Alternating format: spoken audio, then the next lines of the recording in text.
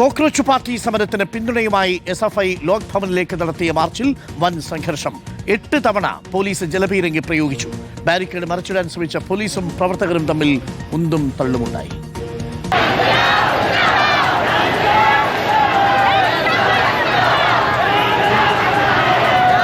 March ലോക് ഭവനിലെത്തി പിണറായി വിജയൻ ഉദ്ഘാടനം ചെയ്തു പോയതിന് പിന്നാലെ ബാരിക്കേഡ് മറിച്ചിടാനുള്ള ശ്രമം തുടങ്ങി. പോലീസ് പ്രതിരോധിച്ചത് ജലപീരങ്കി ഉപയോഗിച്ച്.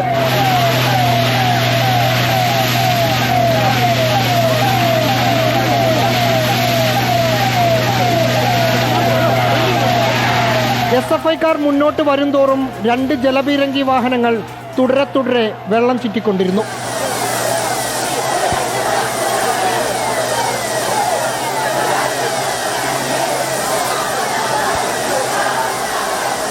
പ്രതിപക്ഷ നേതാവായതിനു ശേഷം പിണറായി വിജയൻ ആദ്യമായി ഉദ്ഘാടനം ചെയ്യുന്ന ലോക് ഭവൻ മാർച്ചായിരുന്നു ഇന്നത്തേത്. യുവമോർച്ച നേതാവ് ഒരു ദിനേശാണ് ഈ മാഫിയയുടെ തലവനായി പ്രവർത്തിക്കുന്നത്. ഈ വലിയ തട്ടിപ്പിന് നേതൃത്വം കൊടുത്ത ആ മാഫിയ തലവനെക്കുറിച്ച് എത്ര പേർക്കറിയാം?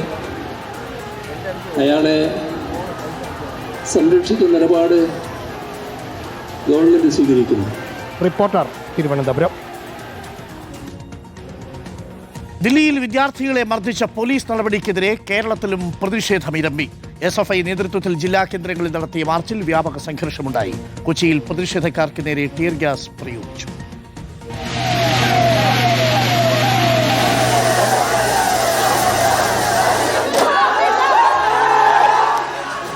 രാജ്യതലസ്ഥാനത്ത് വിദ്യാർത്ഥികൾ നേരിട്ട നരനായാട്ടിനെതിരെയും അവകാശ പത്രികാ സമർപ്പണത്തിന്റെയും ഭാഗമായിട്ടായിരുന്നു സംസ്ഥാനത്ത് ഇന്നത്തെ SFI സമരം. കൊച്ചി BSNL ഓഫീസിലേക്ക് നടത്തിയ മാർച്ചിലുണ്ടായത് വൻ സംഘർഷം. പോലീസ് 2 തവണ പ്രവർത്തകർക്ക് നേരെ ടിയർ ഗ്യാസ് പ്രയോഗിച്ചു.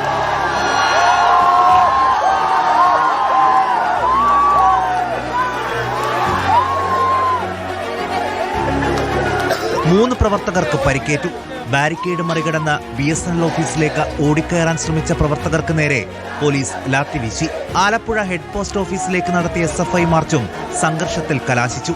ഉച്ചയ്ക്ക് ശേഷം യൂത്ത് കോൺഗ്രസ് പ്രവർത്തകരും പോസ്റ്റ് ഓഫീസിലേക്ക് പ്രതിഷേധവുമായി എത്തി. പാലക്കാട് SFI പ്രവർത്തകർ ഹെഡ് പോസ്റ്റ് ഓഫീസിലേക്ക് നടത്തിയ പ്രതിഷേധത്തിൽ SFI പ്രവർത്തകരും പോലീസും തമ്മിൽ ഉന്തും തള്ളുമുണ്ടായി. കോഴിക്കോടും കാഞ്ഞങ്ങാടും തൃശൂരുമെല്ലാം പ്രവർത്തകർക്ക് നേരെ പോലീസ് ജലപീരങ്കി പ്രയോഗിച്ചു. സമരം തുടരാനാണ് വിദ്യാർത്ഥി സംഘടനകളുടെയും തീരുമാനം. News desk reporter.